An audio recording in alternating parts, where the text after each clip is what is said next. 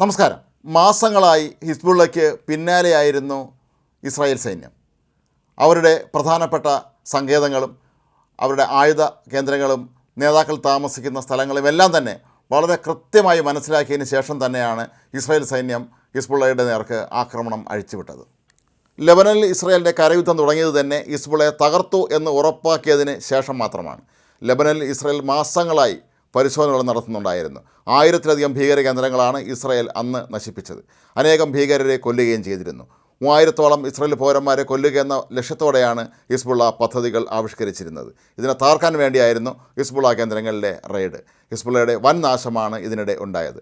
അങ്ങനെ ഹിസ്ബുള്ളയുടെ കരുത്ത് നശിച്ചെന്ന് ഉറപ്പാക്കിയതിന് ശേഷമായിരുന്നു ഇസ്രായേൽ കരവഴി ലെബനനിലേക്ക് യുദ്ധം തുടങ്ങിയത്. ഇസ്രായേലിനെ ആക്രമിക്കാൻ ഇറാൻ പിന്തുണയുള്ള ഭീകര സംഘം ഉപയോഗിച്ചേക്കാവുന്ന നിരവധി ഹിസ്ബുള്ള ആസ്ഥാനങ്ങളും തുരങ്കങ്ങളും ആയിരക്കണക്കിന് ആയുധങ്ങളും നശിപ്പിച്ചതായി ഇസ്രായേൽ അവകാശപ്പെട്ടു.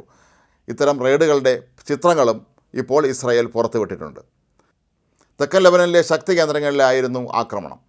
ടണലുകളും ബങ്കറുകളും അടക്കം നിരവധി സംവിധാനങ്ങൾ നശിപ്പിച്ചു. ഭൂഗർഭ വീടുകളും കണ്ടെത്തി. ഭീകരർക്ക് സുരക്ഷാ താവളങ്ങളായിരുന്നു ഇവയെല്ലാം തന്നെ. ഈ ഓപ്പറേഷനുകൾക്കിടയിൽ ഇസ്രായേൽ അതിർത്തിയിലെ ഡസൻ കണക്കിന് സ്ഥലങ്ങളിലെ ഹിസ്ബുള്ള കോമ്പൗണ്ടുകളിൽ IDF സ്പെഷ്യൽ ഫോഴ്സ് പ്രവേശിക്കുകയും അവരുടെ ആയുധങ്ങൾ നശിപ്പിക്കുകയും ചെയ്തിരുന്നു. ഇതിനൊപ്പം ഹിസ്ബുള്ളയുടെ പ്രവർത്തനങ്ങളിൽ രഹസ്യാന്വേഷണം നടത്തുകയും ചെയ്തു. ഇസ്രായേൽ സൈനികർ ഹിസ്ബുള്ളയുടെ ഭൂഗർഭ തുരങ്കങ്ങളിൽ നുഴഞ്ഞു കയറുകയും തീവ്രവാദ ഗ്രൂപ്പിൻ്റെ ഒളിഞ്ഞിരിക്കുന്ന ആയുധശേഖരങ്ങൾ തുറന്നു കാട്ടുകയും ആയുധങ്ങൾ പിടിച്ചെടുത്ത് നശിപ്പിക്കുകയും ചെയ്തു. അത്യാധുനിക ഇറാൻ നിർമ്മിത ആയുധങ്ങൾ ഉൾപ്പെടെ അവർ തകർത്തു. അങ്ങനെ ഹിസ്ബുള്ളയുടെ കരുത്ത് ചോർത്തി. അതിനുശേഷമായിരുന്നു ഇസ്രായേലിൻ്റെ ലെബനിലേക്കുള്ള കരവഴിയുള്ള ആക്രമണം. ഇത്തരത്തിലുള്ള പരിശോധനകളുടെയൊക്കെ തന്നെ ചിത്രങ്ങൾ ഇപ്പോൾ ഇസ്രായേൽ സൈന്യം പുറത്തുവിട്ടിരിക്കുകയാണ്.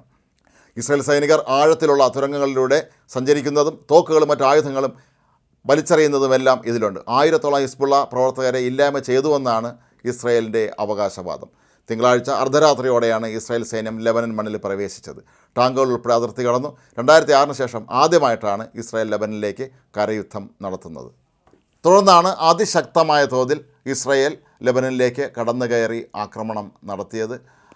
കരയുദ്ധത്തിൽ ടാങ്കുകൾ ഉൾപ്പെടെയുള്ള എല്ലാവിധ സംവിധാനങ്ങളും ഉപയോഗിച്ച് തന്നെയായിരുന്നു ഇസ്രായേൽ ആക്രമണം നടന്നത്. ഹിസ്ബുള്ള പ്രതിരോധിക്കും എന്നാണ് ഇസ്രായേൽ കരുതിയിരുന്നത്. എങ്കിലും അവർ 5 കിലോമീറ്ററോളം പുറകിലേക്ക് മാറുകയായിരുന്നു എന്നാണ് ഒടുവിൽ അറിയാൻ കഴിഞ്ഞത്.